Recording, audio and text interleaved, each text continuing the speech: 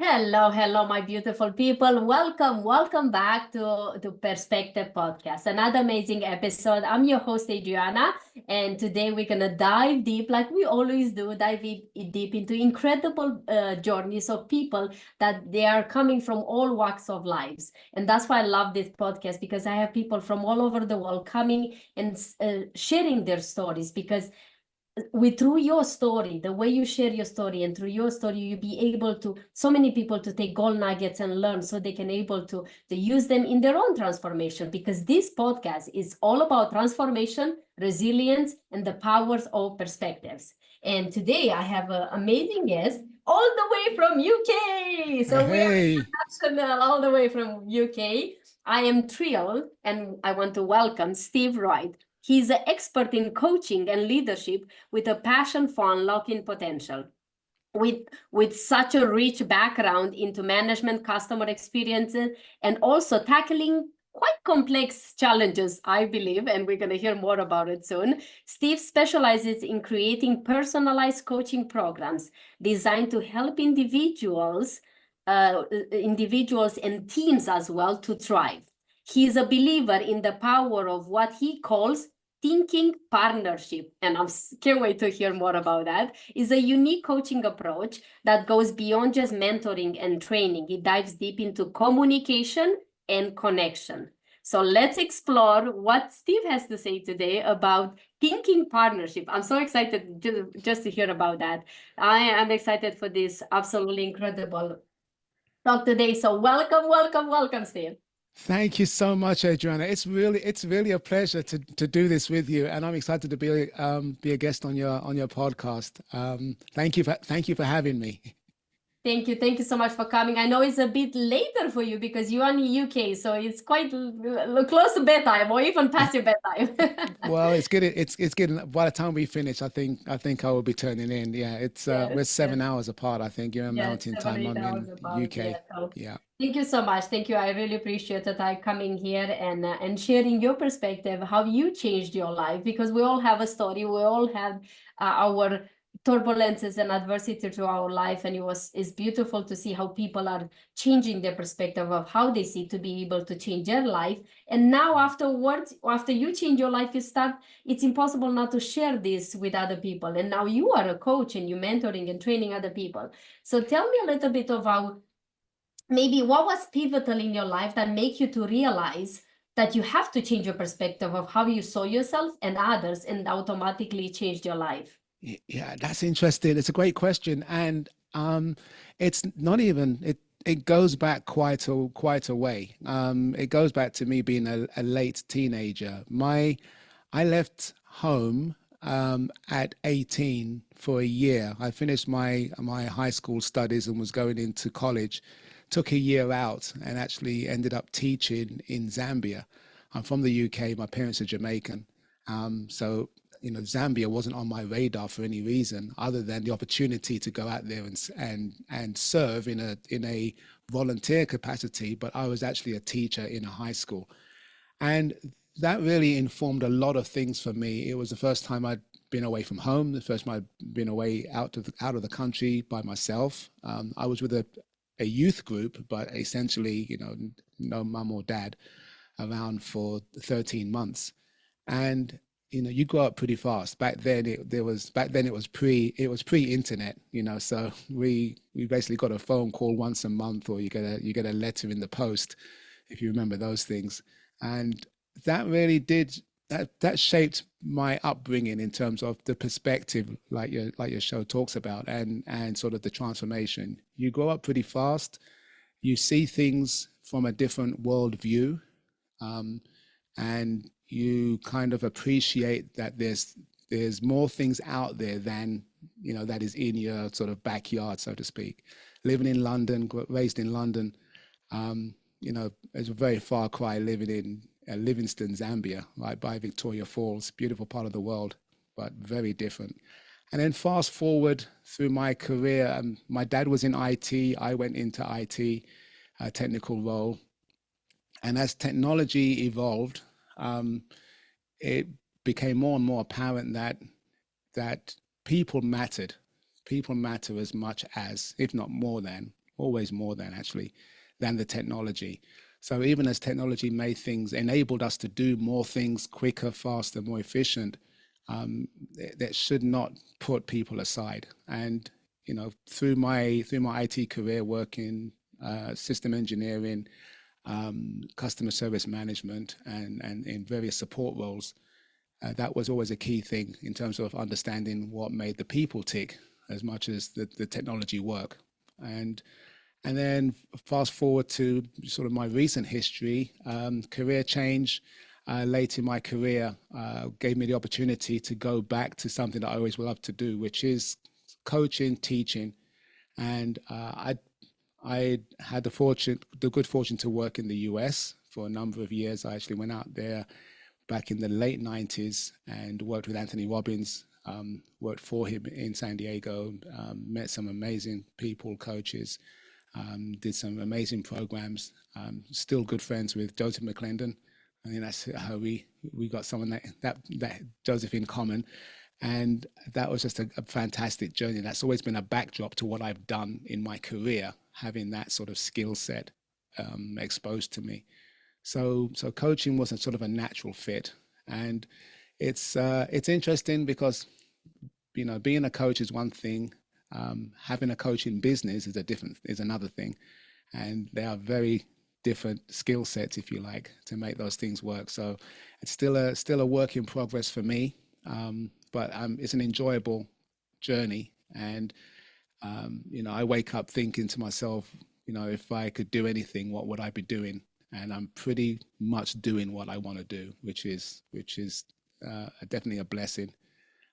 Sort of this stage of my life, this stage of my career. So Yeah, that's kind of my journey in a short one. We can deep dive into any parts of that.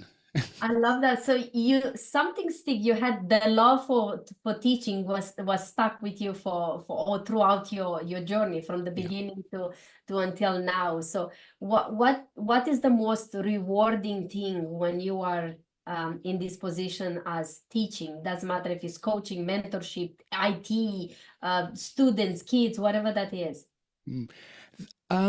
It's that light bulb moment. I mean, I've had so many of them where you're banging your head against a situation or a challenge, a problem, and you know you get into that point where you're agitated, you're frustrated, and then either literally a different perspective can come along or a little bit of information that kind of fits everything together, and you go, and you get that moment that says, oh yeah, okay, now I got it.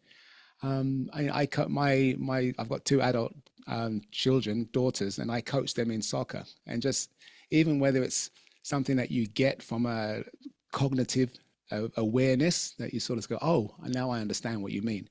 Or whether it's something that you just get on the soccer field, you know, on the football field where you're playing and you go, oh, I can make that move. And, you know, you feel there's an elevation in your capacity to do something.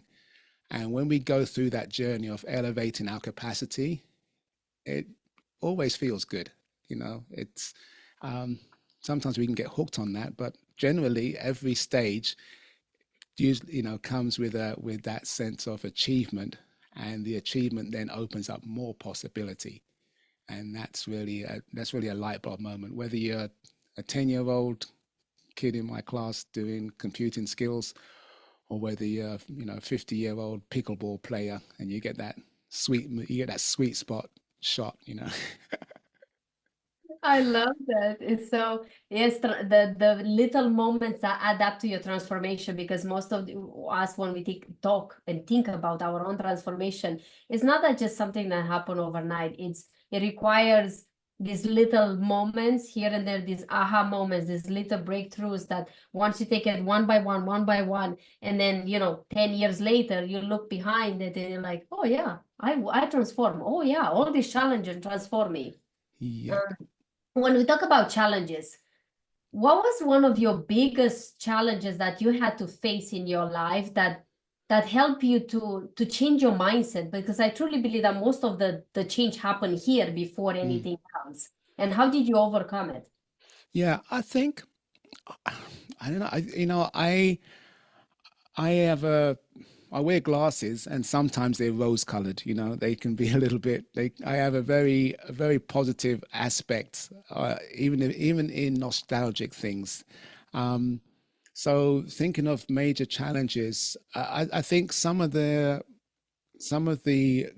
career positions that I've had, whereby, you know, I've been let go from positions which have been fairly sudden. I've moved my family across continents when we first moved to the US, and then had an issue with visa applications and the like, and had to leave the US fairly quickly, just to sort of stay in status and all of that stuff. So there's been things that have been sort of put on me that have been challenges, and I think the key thing that's really got me through them is making sure that you see them for what they are, and not better than they are or worse than they are.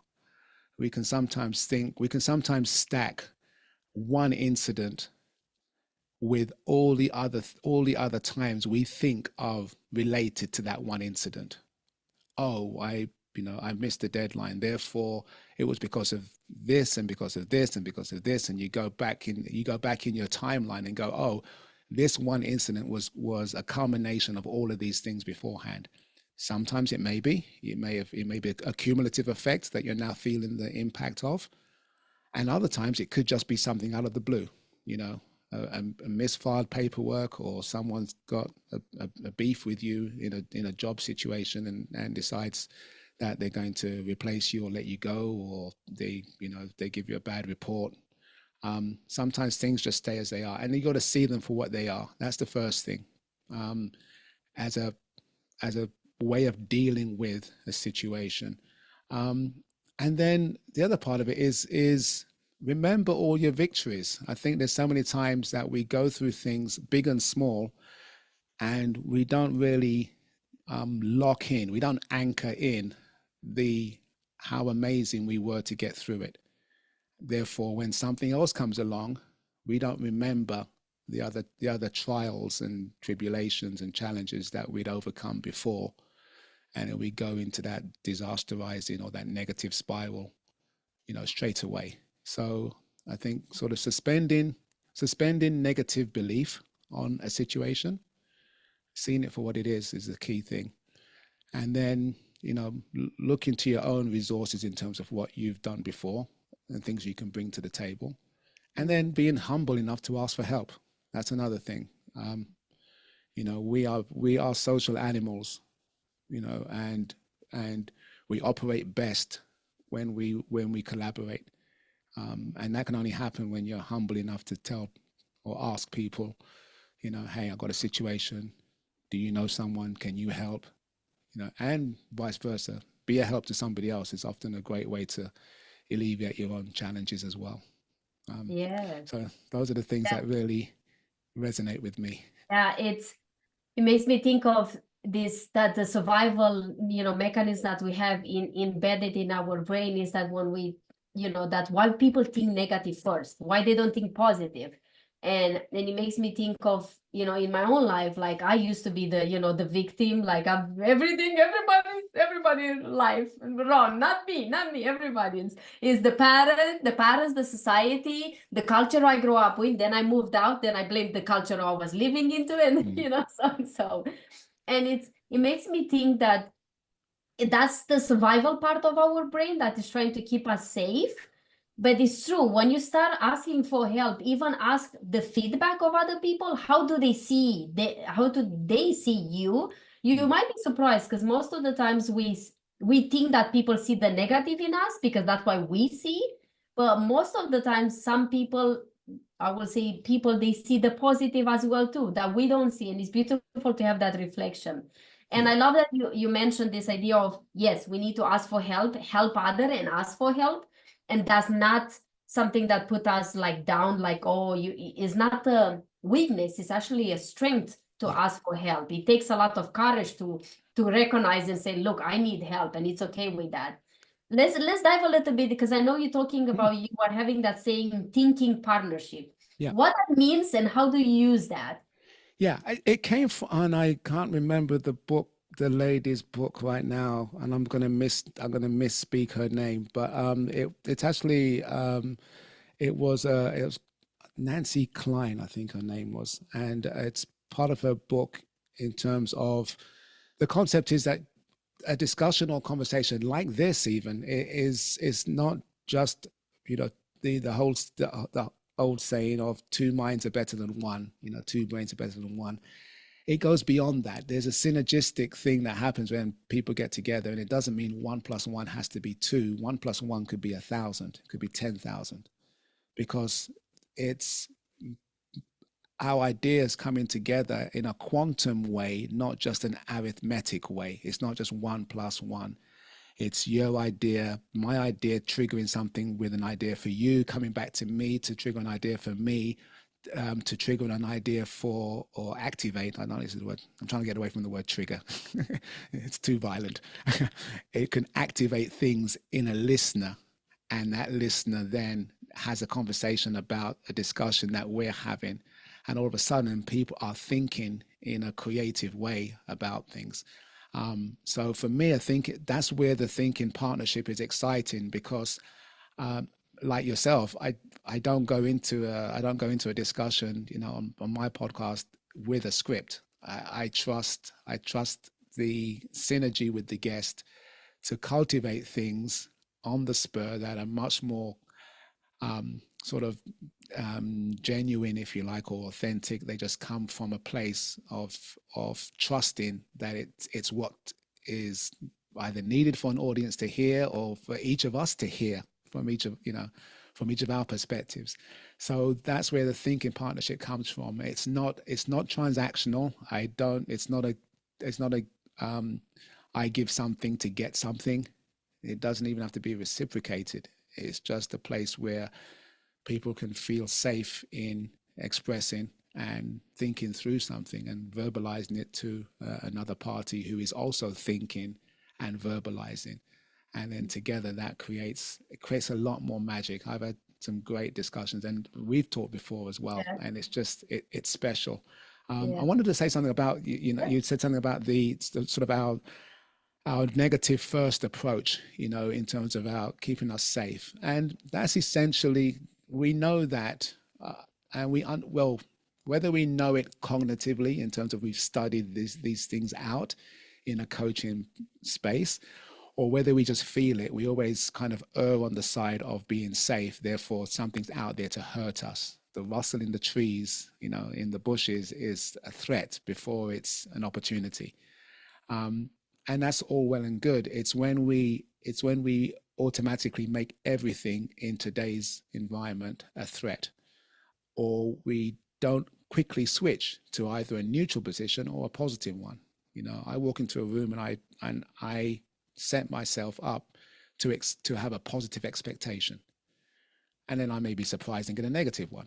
But if I walk in with an expectation that I can set, it doesn't make me I'm not open to any greater risk or threat by walking into a situation with a positive aspect or a positive expectation. And sometimes it's just nice to be in that space. People see it, they sense it, and they feed off of it. And that's important. You need to show up with your best optimistic self, because then you will attract the best optimistic people around you. Do you think that is like a form, like is something that you train into?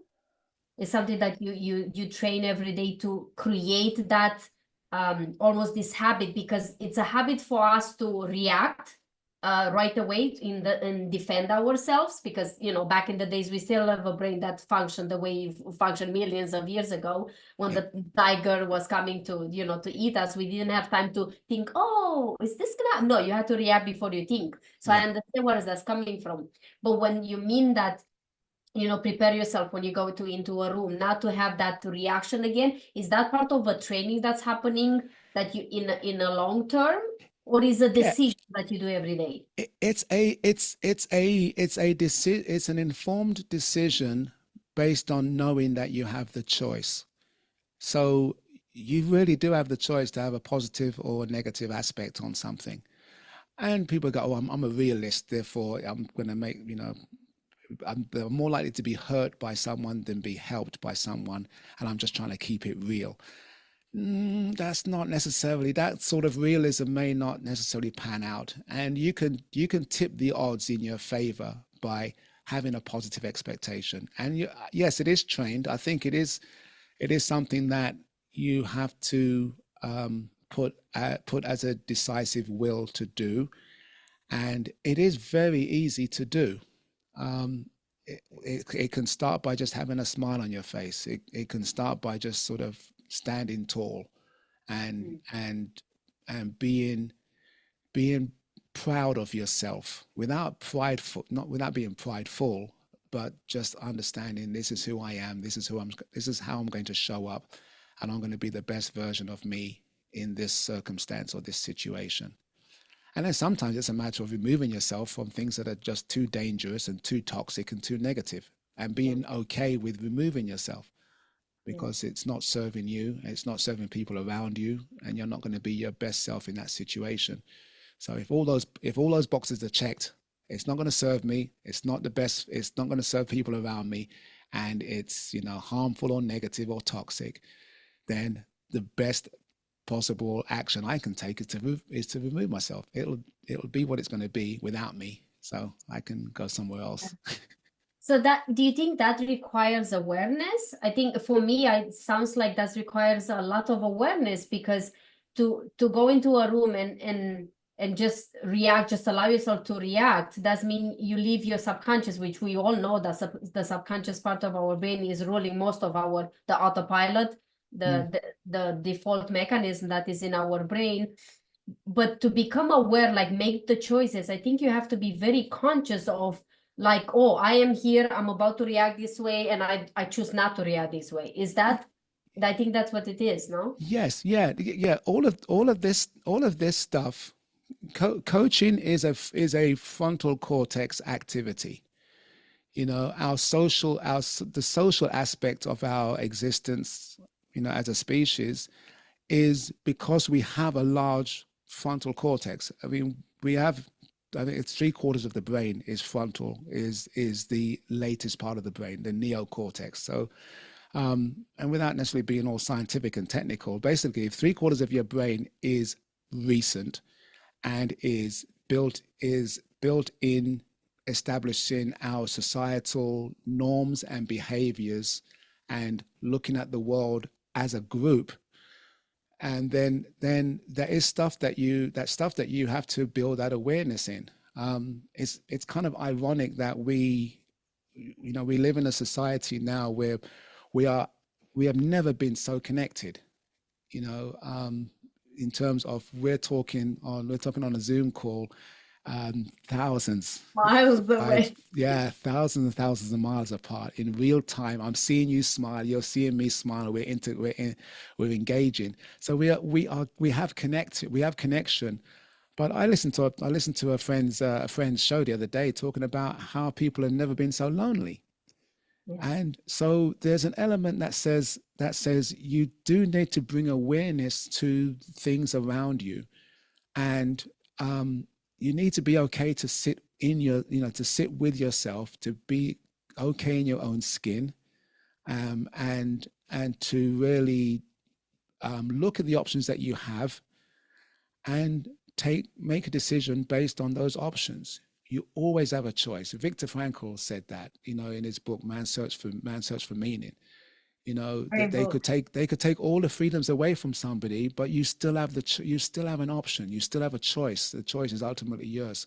So exercising that choice, practicing that choice, seeing the result of making good choices. I put air quotes around good, because you determine your value proposition as to whether something is good or not. It doesn't always have to have a good or bad label on it. That can sometimes get us into problems, and we label things as good and bad when they just are.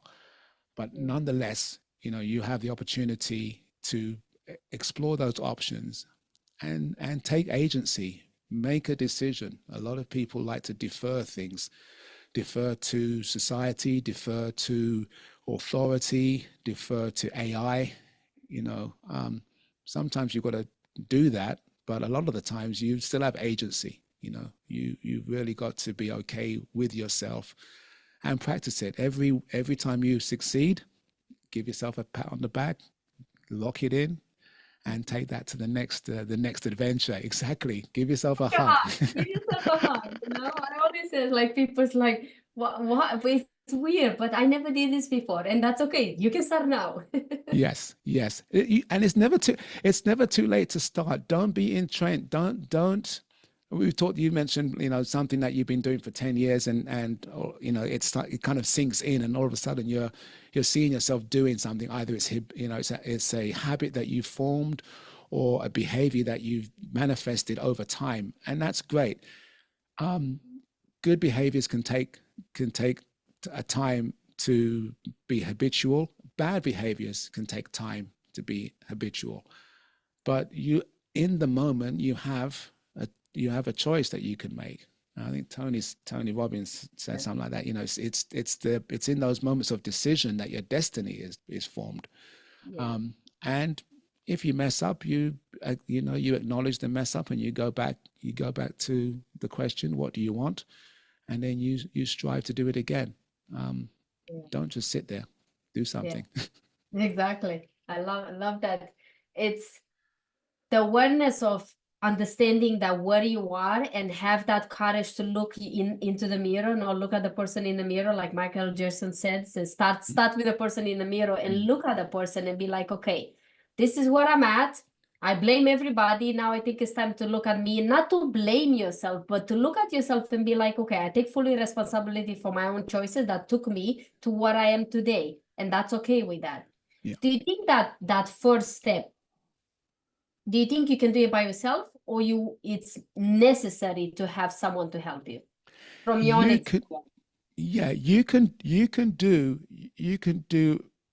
it by yourself. Self-help books, the self-help category gives you a clue as to how you can help. It starts with the word self. It's got to be you. No book is going to do it for you. No coach is going to do it for you. The purpose of coach is not a done for you life. No coach is going to live your life for you. There are, like I said, we're social animals. So there is power in collaboration. There's power in accountability. There's power in a 360-degree perspective.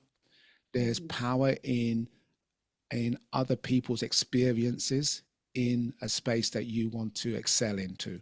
So all of those things are great reasons to engage with someone who can help assist you. We know coaching from the sporting side, and sometimes the sort of the life, personal development, business type coaches feed a lot, especially in the North America, the US market feeds a lot into the sporting coaching metaphor, in terms of, you've got great sports coaches and then they sort of morph into business space.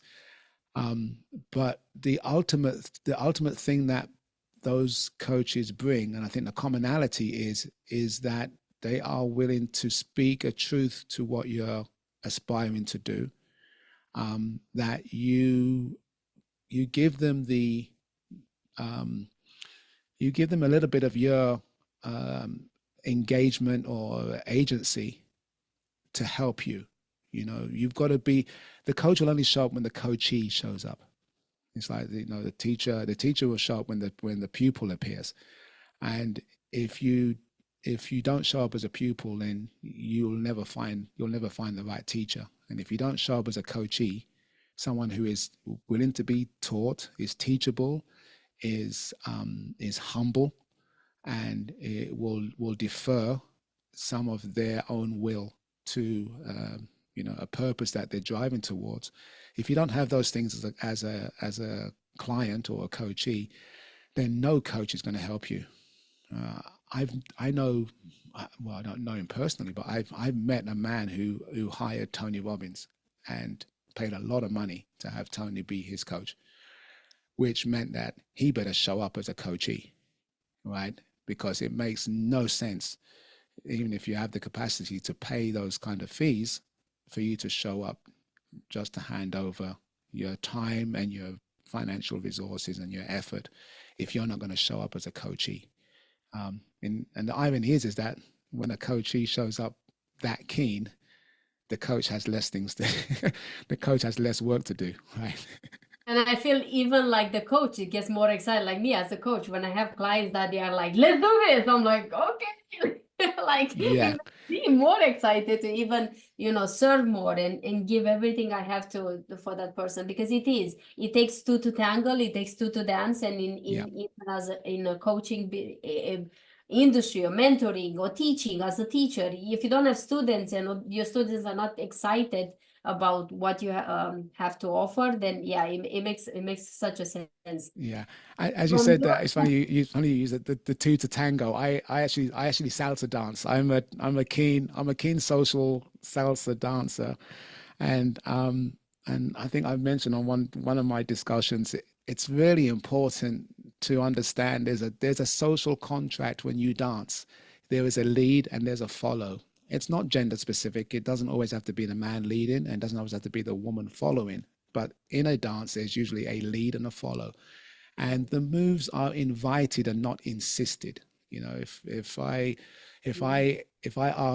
lift my hand up to invite my follow to do a turn, they may or may not do the turn. It's really entirely up to them. I've made the invitation, and it's for them to actually take the turn. And if they don't take the turn, I don't get mad, and I don't, twist their arm just to make the move happen. And then there's a synergy. For me, the criteria for dancing is very easy. If you stay on the beat and you enjoy the music, if you do those two things, there's nothing in the dance that is gonna be difficult. In a social setting, we're not performing for points, and we're not competing in a competition. There's a whole different levels of expectation. But again, social dancing is about interacting, and those are thinking partnerships to music. So you've got to think on your feet. That replies into is the same. You can use this beautiful analogy into a partnership, like in a family. It can be used in a partnership in your business with your team, because you have to have that dance between everybody has their own strengths and they know where to go, and then it needs someone to lead them towards where the mission of the business is. Or in the coaching as well, the coach needs to know what the coaching needs and what he really wants, what he wants to inspire to go, and then you as a coach with your own personal experience to guide them towards there too. I love you said to invite them. You invite them, you don't push them, you don't invitation, don't insist. And it's interesting you said something you said with regards to teaching and training and how we learn these things. The metaphors and the contexts in which opportunities show up can be used in so many different places. Like you just mentioned there, that metaphor of the dance can be applied to a family setting. It can be applied to a workplace setting. It could be applied to a team in your business, a team in your sport. There's so many places that can be used. Sometimes we have to think outside of our own boxes to see how we can apply the learnings that we have in a particular box. Because that's really where the magic happens. It's not just a matter of learning something to be used only in one context. Don't learn a negotiating skill just to close a sale in your, a telesale on a phone call. The interaction that you have with a prospective client, or a lead can be extended to all other aspects of your life. If you're being genuine and you're being upfront and honest and straightforward with somebody, that permeates to every friendship. You go down to the pub, you meet someone in a supermarket, you can extend all those things to other aspects of our lives. So don't be pigeonholed with learning a skill or learning something that you think it only applies to a particular area. As you expand where you use the skills themselves develop sort of more strength. Yeah, and they develop you as well as a human overall in any area of your life. I love that. Was such a great point. When we talk about transformation and we talk about your own growth, how your growth as you become more and more aware of yourself, how your own growth now is impacting the people around you, like your family, your children, your team, the people you serve, how your own transformation it's impacting the people around you. That's good. Yeah, that's good. It's interesting because sometimes you don't always think about it until maybe a situation happens in their lives that you realize they remind you, oh, Steve, it's something you taught me ages ago. An ex-colleague of mine called me up not out of the blue, because we talk on and off quite often, and it's interesting. You leave a company and someone says, oh, we'll stay in touch, and that's a very nice thing to say. It's right up there with when people say, oh, I'm sorry you're going through that, if there's anything I can do, please let me know. And the offer is genuine. I think it's genuinely heartfelt, but it's very formulaic. It's very static. If you said there was something specific you can do at a particular time, that would go a lot better than sort of saying, if there's anything I can do, just let me know. It's very vague. So all that to say, you asked the question about where my transformation shows up for others. I think it's when I hear back from people that have, at the time you've said something, you didn't think they were listening, and then it comes back. My girls especially, I think there's been times as adults that they recount stories in their upbringing that go, I'm now recognizing what Dad was talking about when he says this, or I see some of Dad's behaviors rubbing off on me because I have the same, either the outlook on something, or I've seen Dad overcome a job loss, or the transformation of bringing a family across continents, moving quickly and suddenly, which I felt were very traumatic to the kids. And I was always, the key thing for me was, making us feel consistent as a family, and feeling that we had a home, even if the house was a different place. So I think sometimes you hear that back from people that go, yeah, you took the time to listen to me, so I'll take the time to listen to you. Or you took the time to listen to me, and now I'm using that with my son or daughter to listen to them. So those are great things to kind of hear back on. I don't think there's nothing. I don't have any of those classic rags to riches business analogies to go through. To be honest, my life is, I feel very blessed in my life. I'm now, I just celebrated my 61st birthday, and it's bizarre when you get to that kind of age that you almost feel, you feel the pangs of being embarrassed to say your age, but it's a testimony to living well, I think, to just be at this point and feeling blessed. So I don't have the rags to riches, I pull myself up from the gutter stories, and I don't dismiss those. It's just that a lot of our lives don't have that kind of hyperbolic, massive swing. Some of our lives just kind of just go along. That being said, look for the highlights in your life. I've had some transformational times that I've come out of difficulties in relationships, difficulties in finances, difficulties in business outcomes, or financial business goals, things I wanted to aspire to. And in those tough times, you need to sort of recognize them, knuckle down, and do something about them. Don't let the tide take you. Is really the key. Don't, because the tide is never going to be in your favor. You have to swim. You can't just tread water. You'll be moving in the wrong direction if you tread water in the tide. You've got to swim somewhere. So, of that, it's kind of a long way around the question, but Those are the Now things that transform. it's even you gave some practicals. That's one of my question was what would be something practical that you can leave people with, my audience, in when in regards to you go through your own turbulence, you go into your own struggles, you go to all these things throughout life, and doesn't matter what age you are, is that decision making every single time. And when we talk about awareness is one of the most, say, key things we can do. But what else that helped you in your life to, even when you felt like the life is lifing you and is pushing you even harder and squishing you through, even harder in your life, and you feel like, really, this is it? Yeah, you know what? I think I have. There are some.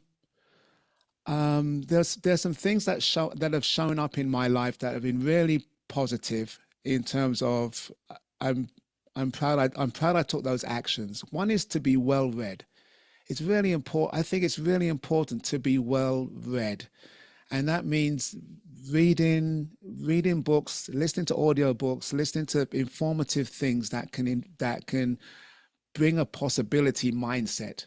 If you come from a closed mindset versus a growth mindset, Carol Dweck's great book on that topic, in terms of, you see it in every high school, every educational establishment has that mantra on the wall. Have a growth mindset, not a fixed mindset. Don't settle with what either society labels you as, or even even worse, you label yourself as. Come from a growth perspective on things, and to that extent, do something about it. You can't just read the books. I mean, I've read so much that I'm now to the point where I want to do something about what I've read, and that's really the key. I think one of the things to take away is that, there's a lot of the coaching. I don't lead my conversation with people by saying I'm a coach, because it has a connotation, unless you're actually a sports coach, that is a misinterpretation of what the coaching profession does with regards to helping people. And that's why the partnership is important, because you have to show up in a partnership as the other party in that partnership, which means that I think one of the best ways to approach things is to be the best pupil, be the best coachee that you could be. And a coachee or a pupil are defined by the teachers that they study under. So for me, I'm a fan of the Stoics. Marcus Aurelius is one of my go-to guys in terms of that sort of thinking.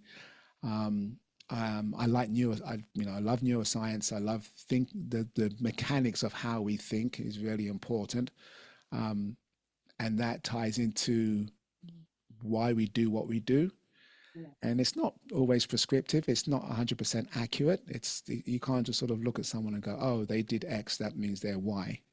There's a lot more to it than that. But it's a great place to start to understand, how we function.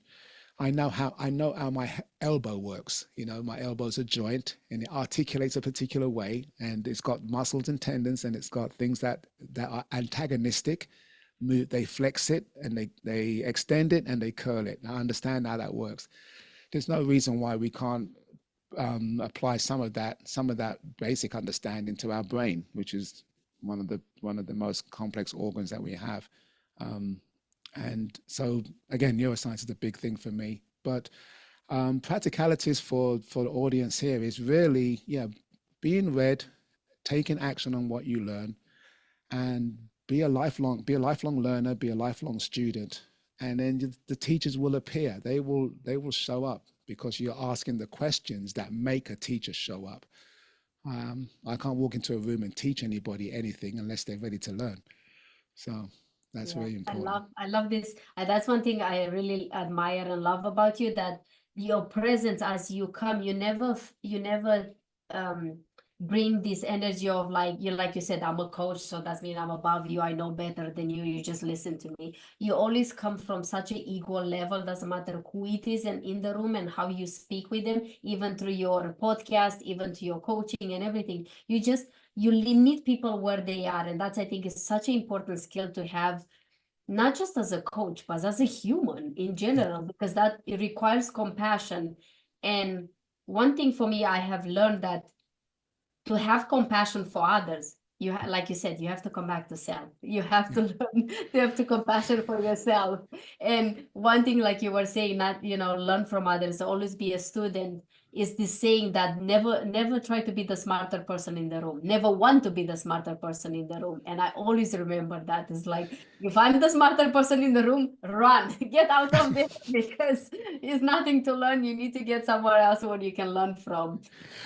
That's Well, just that's it. Well, I mean, even that phrase is interesting because, excuse me.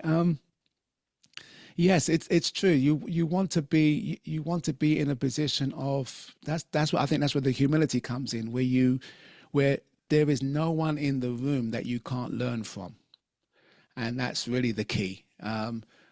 There's the level of smartness in a room is just some arbitrary objective measure that someone puts on there. I had a guest on that I spoke to, podcast guest, that is now working on his 8th degree. He got three degrees in 3 years. He went through a master's program. He's got a doctorate, and he's still pursuing those levels. And it could be a nightmare to have that on a CV or a resume that says you've got 6 degrees in this area, because there's an implication that all of that education makes you, quote unquote, the smartest person around, and then there's an issue there. But it's not that. It's really trusting yourself, the compassion for yourself to be a learner, which means I can learn from anybody. I have a program. I have a business that I recently started that delivers computing workshops to primary school children. We teach them about coding.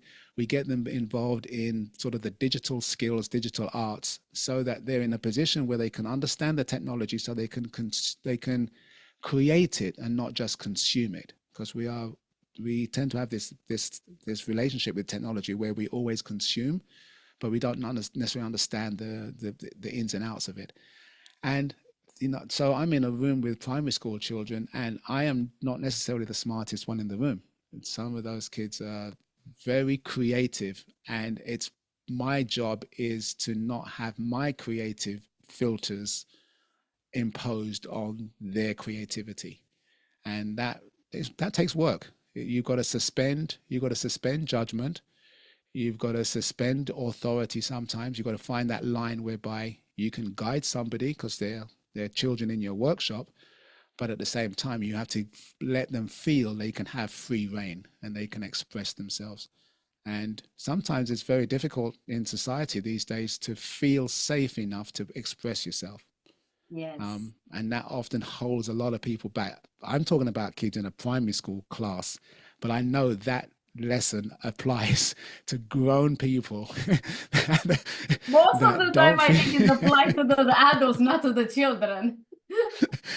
that feel that they don't, whether it's in we've got psychological safety is banded around a lot in terms of a catchphrase, but literally it's a matter of being okay with other people's creativity, other people's expression, whether that shows up in a diverse viewpoint, whether that shows up in an inclusionary mindset, where you have to be able to take on multiple ideas and have them sit comfortably next to each other, or at least hold them in the same space so you can assess them.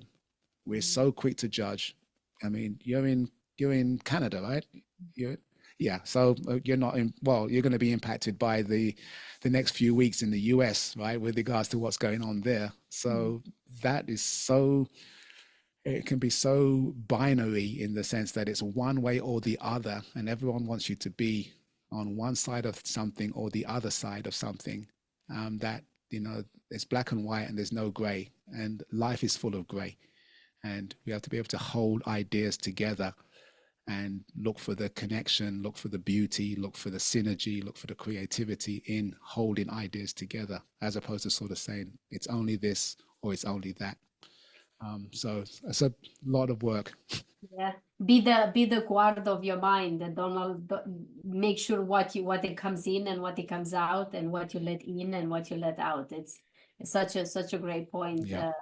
Let's talk a little bit about like how people can find you, and what were the ways that you serve people, how people can connect with you. Yeah, the best way to connect with me is on LinkedIn. LinkedIn is my platform of choice. I do have a Facebook group as well, the Managers Who Lead, and that is not just business. It's got a business edge to it in terms of managers and leaders, but I deliberately blur the lines of both of those kind of descriptions, because whether you sort of manage yourself or you manage your household, or you manage a volunteer team, or you manage a church, or you lead in any of those capacities, management and leadership are skill sets that permeate far beyond a sort of a business setting. So the Managers Who Lead is really just thinking about how we can, manage things and lead people. I think that's really my big distinction between those two.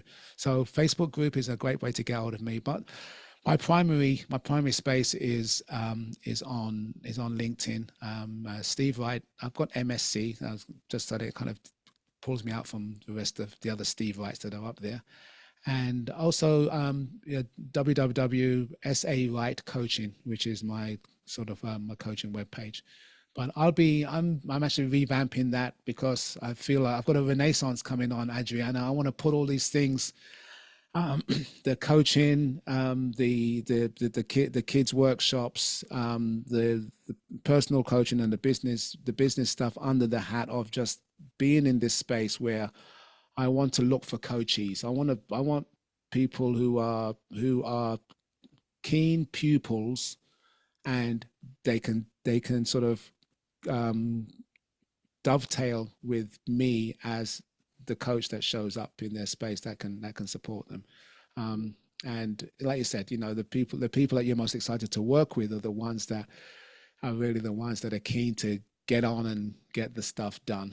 And I just want to be an opportunity for them. I won't be everyone's coach, but I'm somebody's coach. Yes, we can be. That's why this world is needed. There's more and more need for coaches, but in the same time, we have plenty of for everybody. It's not like it's not a competition. Never see it as a competition, because everybody connects with a certain. I say this, even say if both of us we could do exactly the same thing, but maybe some people will connect better with you and not connect with me, and some people will connect with me and not with you, because we have. Everybody's, like you said, that synergy, that energy that is created between two people. That's what will create this new path, that the coach and the coachee, they coming together and they creating something together as is in their own journey. So absolutely. And definitely I will drop in the comments in the show notes all the information, so you can connect with Steve as well and see all his work. And if you have time on Tuesday, then drop in into. Please let us know. It's moved to Wednesdays. It's moved to Wednesdays 4:30. It's moved to Wednesdays at 4:30 p.m. I have a podcast show that I release every week on a Thursday, and then I have a LinkedIn drop in, and it's my water cooler. And you've been on there. I'd love having you there. That idea is absolutely incredible. Tell people a little bit about it. Yeah, well, it's great. It literally is. It's the virtual water cooler. There's no topic. And sometimes people go, well, if there's no topic, why should I show up? Well, you can just listen in. You can lurk. I go live in my group, and I go live on LinkedIn. And sometimes I start with just me with a stream of consciousness, just a thought for the day. And then I have some regular folks that come by, and you hear us talk. And it really is an opportunity to kind of break the ceiling between making those connections on social media platforms. We always have lots of connections, and everyone's proud to show how many connections they have, but how many of them do you actually talk to and do you engage with at a level where you can sort of say hi and find out a bit about where they live, what they do, what they struggle, what they struggle with, book recommendations and the like. So we have a great time there. Actually, through social media, I met a lady that is literally hours older. We are hours apart in age, and I've never met someone so close. We're birthday twins, and that's just beautiful, because that wouldn't take place unless you went beyond just checking the box to say we're connected. And that's what the water cooler is about, the drop-in event. So I love it's it. a But great time. I definitely, love if it. you guys have time, check that out. We're gonna drop all the links in there so you can connect and yeah, just be brave. And I saw it. That was for me. It was a day off, and I'm like, I saw you. It just popped in, and I'm like, it just had this instinct. I'm like, I'm curious. I'm just gonna jump in and see. And it was a great one. So, definitely, it's a great place. I loved it. I genuinely loved it. And again, sometimes we can get jaded. We get inundated. I know notifications can kill us on these platforms, in terms of we just get our attention is so divided that it can be a real challenge to work out what to be on and what to do. And I just wanted to be a bit of a respite whereby you can literally just come on, and there is no, like I said, no agenda. There's no egos. You might be the smartest in the room, but there's no guarantee. But you can find out. Be in a room where you can find out, whether you are the smartest one in the room. So it's and you again, can learn it's fun. a lot. You can definitely learn a lot. So Yeah, it's it's a great. great place to go, and it's something unique that. To be honest, I didn't see it before. So if you want something unique, you have to have a different experience. Then jump on, jump on Steve drop cooler. Yes. Awesome. It's been absolutely a pleasure to have you. I would love to continue to talk. Well, no, it's late for you, and you want to get some rest as well, so you can serve more on the week is coming. But before I end it, I always have the 3 fire question for every single one of my guests. So if you're ready, I'm gonna fire them out quickly. Go Answer ahead. as long as short as you want. The first question: what is one thing that you do every day that brings you joy? Oh, one thing I do every day that brings me joy is I laugh. I find something funny. Um, excuse me. Yeah, I can't remember I don't know of a day that I haven't laughed. And sometimes it's a belly laugh. It's a really good, just, cry, tears down your eyes, funny. Other times it's just a really kind of a warm smile. It brings either I remember something, or you look at the funny side of a difficult situation. I don't laugh at someone else's expense, but I make sure that I find something funny I find something that lifts my spirits. Even a bad day, I can find something that lifts my spirits. So that's definitely every day. Awesome. Beautiful. Question number 2. If you could have dinner with anyone, dead or alive, who would that be and why? Oh man, that's tough. One person? One. Okay. Right now, because it's only in the context of what's top of mind, is Edward de Bono. He's the author of Think, which I'm reading his book right now, and I'm loving it.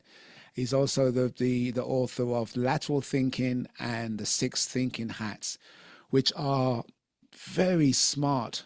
I think he was born in 1933, died 2021, so he recently passed. And his body of work really resonates, even in a time as of now. And so he would be an interesting one to sit down and have a meal with, because that would be a real thinking partnership. The lateral thinking stuff is just awesome. Awesome. I took notes. I'm gonna check him out because I'm a nerd in books. I love books. I'm gonna ask you after the show. I'm like, can you send me all those things? Awesome. And question number 3. What do you hope to be your legacy? I guess that's the eulogy question in the 7 Habits of Highly Effective People, Stephen Covey's book. You know, the begin with the end in mind, and Yes. the whole analogy, or the story of being at your own funeral.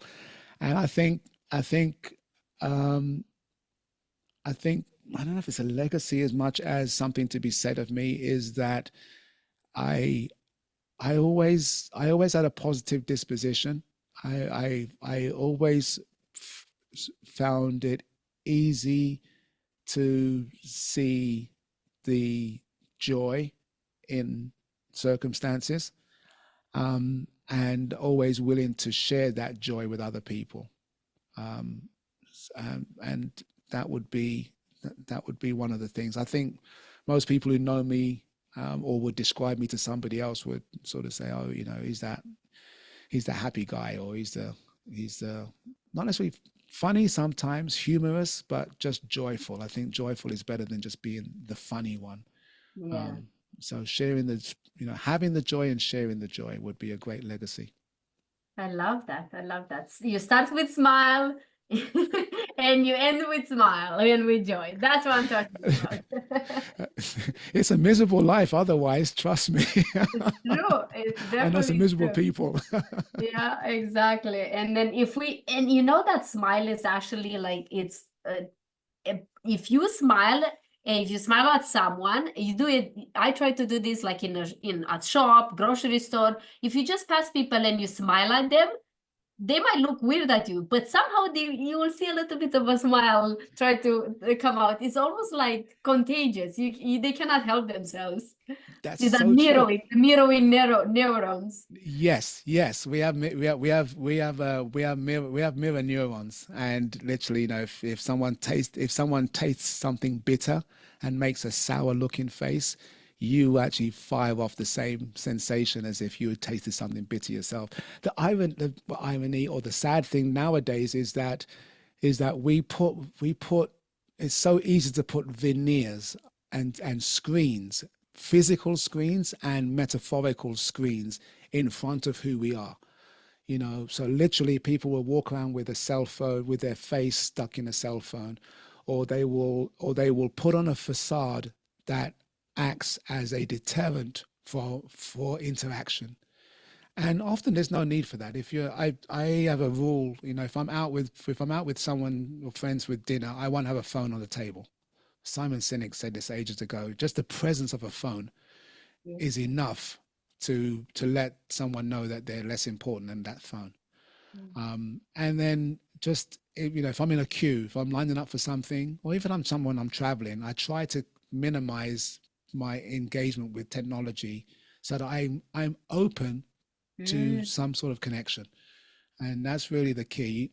You don't have to smile. If you just put your phone away, you can't help but find someone who's going to smile at you. Yeah, and then you have opportunity to start a conversation. And whether you start a conversation or whether you just reciprocate, that will fire off the right neurochemicals that will make your day. It's not hard. It's really, really not hard. If you put the phone away long enough to actually look around you, you'll enjoy your day. And you most definitely made my day, Mr. Steve. You definitely made my day. It was such a beautiful connection with you, and sharing your story, share some perspectives, share your lessons. You have so many gold nuggets. I'm gonna stick with one of my favorite. There's a bunch of them, but one of my favorites is that moves are invited, not insisted. So I'm like, that is like, I love that. I'm gonna use that from now on. Please do. Let them know you heard it here first. But yes, it's a beautiful thing. And Adriana, thanks for making for extending beyond the connection, beyond the checkbox. And I always appreciate people who go the extra mile. You know, the Bible says if a man asks you to go 1 mile, go 2. You know, and I appreciate people in my space that are willing to take the extra step, because I try and do my part by taking the extra step as well. So I really appreciate your heart for having me on your show. So thank you. It's my honor and my pleasure. Like you said, I'm a forever student. I'm always gonna learn. I always think I'm small, not as a human, but as potential, because I have so much to learn. You know, it's a saying that my mom always says that it's almost like stupid, but it's profound. She says that all our life we learn, we study, we make ourselves better, we do all these things, but we're still gonna die stupid because we don't have enough time. We don't have enough time to learn all the things we want to learn, and so that is beautiful. Actually, I'm gonna take that away. You die, because it's true. No matter how much you learn, you die. You will die stupid, because the day after you're gone, there's something that needed to be learned and you didn't get it. Yeah. And that humbles me. Yes, that and humbles it's me not. a lot of the times. And it's not to be something to be diminished. It's not a derogatory term. It's not, oh, you're stupid, you're gonna die. It's understanding where that comes from, and it inspires you, and it drives you to learn. And that's beautiful. That's beautiful. Thank you. Thank the mom. Mom is always right. You know that. Oh yes. I interviewed my mom. Awesome. It's been absolutely a pleasure. Thank you so much again. It's been such an honor. I know this is not the first time or the last time. There's gonna be many more conversations, because there's so many subjects I still want to dive with you that we didn't even touch them. Oh, beautiful. I'm always willing to connect with thinking partners. So Yes. you're definitely one of those. So thank you, Thinky Adriana. partners, we are. Thinky promise we're gonna be thinky partners. I love that. That's Thank great. you so much. Thank you so much, everyone. Thank you for listening. Another Perspective podcast episode. And if you enjoyed this episode, please subscribe, share this video with someone else. And also remember that life is just a perspective. Enjoy life. See you next time.